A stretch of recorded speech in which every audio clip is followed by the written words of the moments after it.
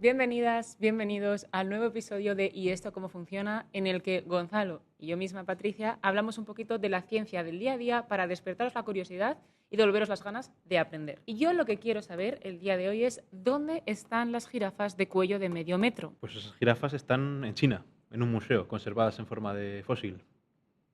La evolución es un proceso que está físicamente, científicamente comprobado y que se basa en dos procesos. Por un lado, las mutaciones y luego la adaptación. Vale, pues vamos a empezar por las mutaciones. ¿Qué es esto de las mutaciones? Porque yo si pienso en mutaciones, pienso en los X-Men. Vale, claro, mutaciones, así esta palabra nos viene a la cabeza un poquito todo el cine, todo el pez de tres ojos de los Simpson. Una mutación viene a ser un cambio en el genoma. ¿Y el genoma qué es? El genoma es nuestro ADN, toda la serie de genes que componen nuestro ADN, ese sería el conjunto de genes. O sea, ¿es la información que llevamos dentro? Sí, la información genética que codifica todas nuestras características. O sea, que si yo tengo ojos marrones o azules o Eso viene pelo escrito en nuestro rubio... genoma. Vale, entonces un cambio en este genoma con respecto a la generación anterior sería una mutación. Como sabemos, pues, una mutación puede ser provocada por radioactividad de una central nuclear, sí, claro. Pero no solo eso, hay mutaciones naturales que ocurren aleatoriamente.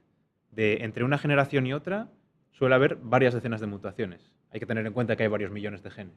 Entonces, unos pocos de estos genes cambian aleatoriamente de generación en O sea, que generación. yo realmente puedo tener mutaciones dentro y que no suceda nada, o sea, no se nota. Claro, es que todo el mundo tenemos mutaciones con respecto a la generación anterior. Esto quiere decir que no tenemos los mismos genes exactamente que la generación anterior. Eso es Vale. una mutación. Y entonces, ¿cuál es el efecto de esta mutación en la evolución? En la mayoría de los casos, las mutaciones no tienen efectos visibles, pero en algunas ocasiones puntuales sí que pueden tener efectos visibles, como en el caso de un Samotherium que tuviera el cuello un poquito más largo que la generación anterior.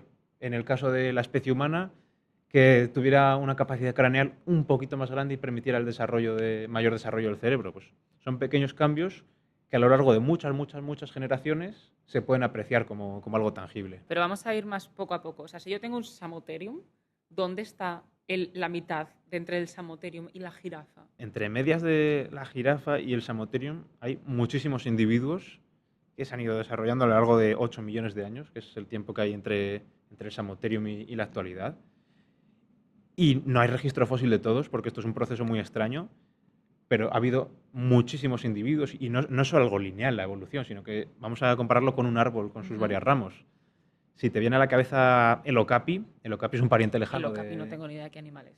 Vale, pues el okapi el animal actual más cercano a la jirafa moderna, vamos a decir. Vale. Entonces, ambos tienen el Samotherium como antepasado común, pero han ido evolucionando de distinta forma, porque aquí tenemos que introducir el siguiente concepto, que es la adaptación al entorno. La adaptación, una vez han sufrido esas mutaciones, algunas mutaciones, como hemos dicho, son totalmente irrelevantes, pero otras son beneficiosas. Entonces, el individuo que sufre de esa mutación beneficiosa puede ver una mayor capacidad de supervivencia y de reproducción. En el caso de una jirafa, el hecho de tener el cuello un poco más alto que el resto de individuos permite llegar a otras ramas que otros individuos no llegan, permite una mayor alimentación, más probabilidades de supervivencia y de reproducción.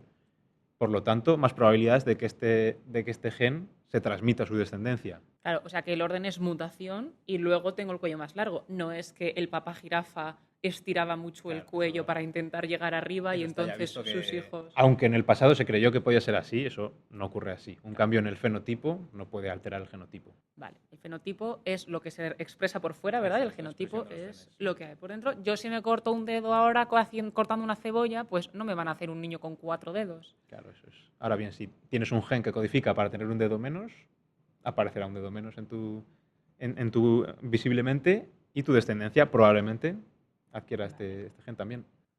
Y lo que dicen muchas personas de si la evolución es una cadena, ¿dónde están los eslabones del medio? Esto sería, pues, si yo estoy tapando una cadena con algo encima, puedo intuir los eslabones del medio. Claro, es que tenemos que pensar en las pruebas de la evolución. Las pruebas de la evolución podrían ser anatómicas, de compararnos nosotros con un mono, a ver qué similitudes tenemos en nuestros cuerpos. Luego pruebas más complejas de conocer, que sería el estudio del genoma, ver cómo se parecen nuestros genes. Por ejemplo, nos parecemos a un chimpancé en un 90% del genoma. Un 90%. Claro. Luego, si nos vamos a otro extremo, nos parecemos a una parra en un 25% de nuestro genoma. ¿Y a los perros? Yo tengo un perro que yo Vale, considero los mi hijo y la gente se empeña en decirme que no es así. Para los perros sería un 85% del genoma. Son mamíferos al fin y al cabo, entonces es algo muy similar. Yo creo que un 85% de coincidencia considero que sí me habilita para decir que es mi perro. Es un porcentaje elevado, vamos a decir. Y otra prueba que sería ya el registro fósil. Esta parece la más evidente para el usuario, la más fácil de creer. ¿Qué pasa? Que la fosilización es un proceso muy poco común. La fosilización se basa en restos biológicos, como pueden ser los huesos o también pueden ser las huellas que deja un animal en el terreno. Y estos restos de la actividad biológica sufren una serie de transformaciones químicas y físicas a lo largo de los años que derivan en que se conserve una pieza material prueba de la existencia de este individuo. Claro que esto es un proceso súper poco común.